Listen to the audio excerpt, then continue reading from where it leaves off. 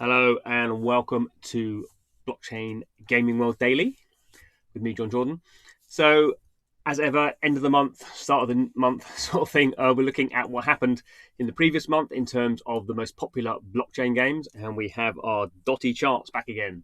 So, what do we see? What's going on here? I've put some trend lines in for the first time. I don't know if that's good or bad.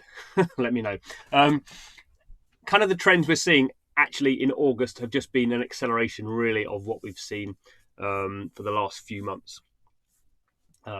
So the games we have, number one is Splinterlands, running on the Hive blockchain. And Splinterlands, as we can see from the trend line, started April. So we're going to April to August here. So April started at just over 4,000 daily active unique wallets. So this is users and bots. All blockchain games have some level of bots. What we're looking at is the trends, and the trend is clearly up. So Splinterlands moved from the Steam blockchain to the Hive blockchain on the 1st of June. That's when it changed over, and we can see.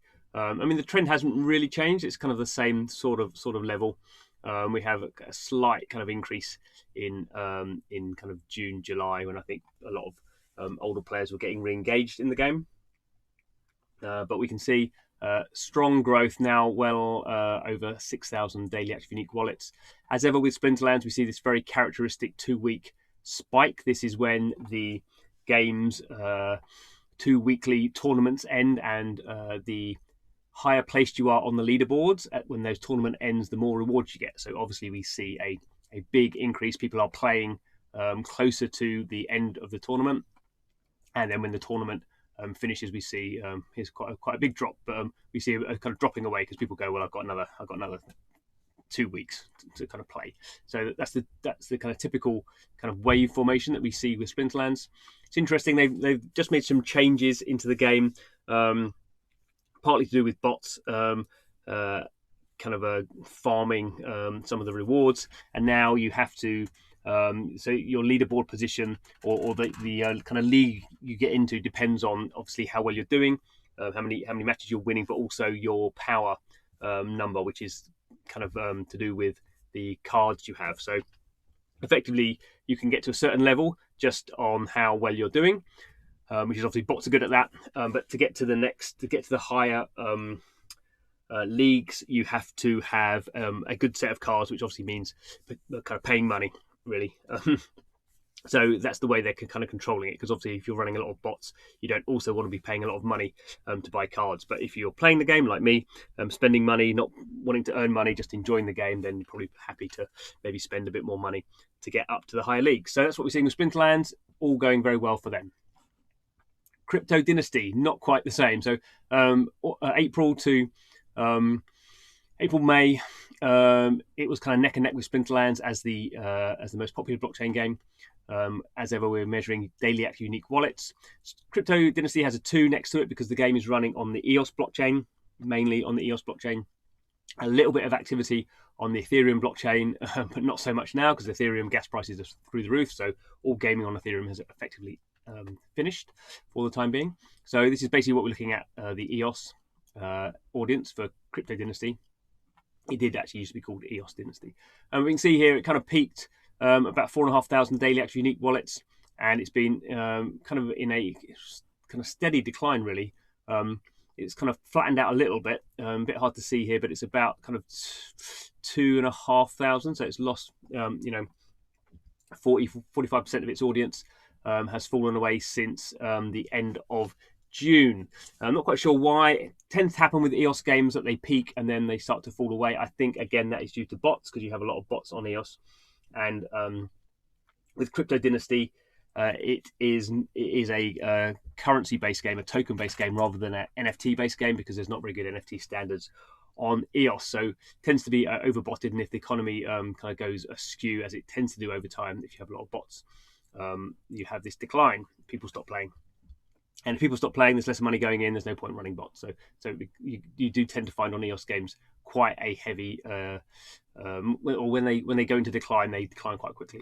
Okay, what else we got? Prospectors, again, another 2 there. So Prospectors runs on EOS and Wax. blockchain, so the totals for these games are added together. It's about kind of even. I think slightly more people play on Wax than EOS, but it's pretty 50-50. We can see there's not really a lot going on this. It's been very, very steady, a little bit up and down.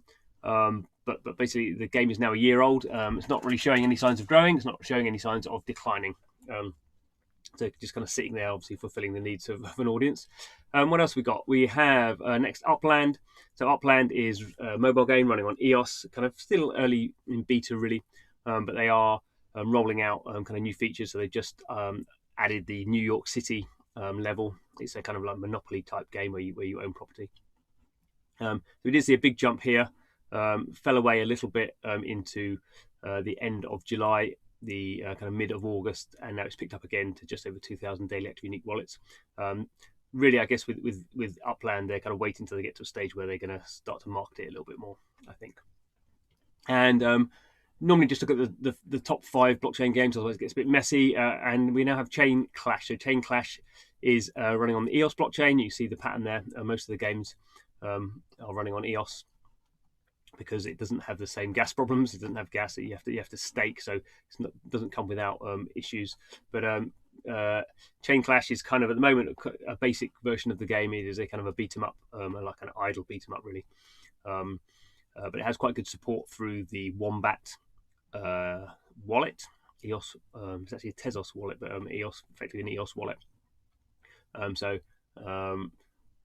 It has kind of got close to 1,000 daily active unique wallets. Never quite made it, apart from these 2 days. Never sustained that. Kind of steady. I guess for Chain Clash, we're waiting for more features to come out. So at the moment, it's a pretty bare bones sort of experience. You can go and you can get kind of daily rewards. There is like an NFT kind of, you can buy and sell these characters, these avatar characters. There's some kind of licensed ones, I suppose. There's kind of John McCaffrey and kind of some of the usual crypto people there. You can buy them as characters to play in the game.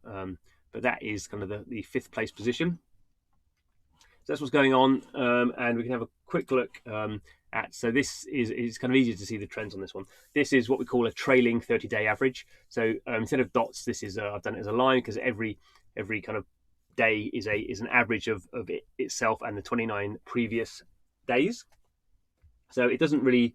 It kind of shows a kind of metadata really. It's not showing the exact days. It doesn't show these big peaks and troughs. But the point of it is it shows kind of trends, smoother lines. So we can see clearly here the the Spinslands on this kind of steady rise. Maybe kind of plateauing off a little bit now. We can see Crypto Dynasty. We can see the rise here, and then now this kind of falling away. Prospectors. Actually, we go back in time. So actually, it's going back to February. This one. So we can kind of see it kind of dip, and then it's kind of stabilized around 3,000.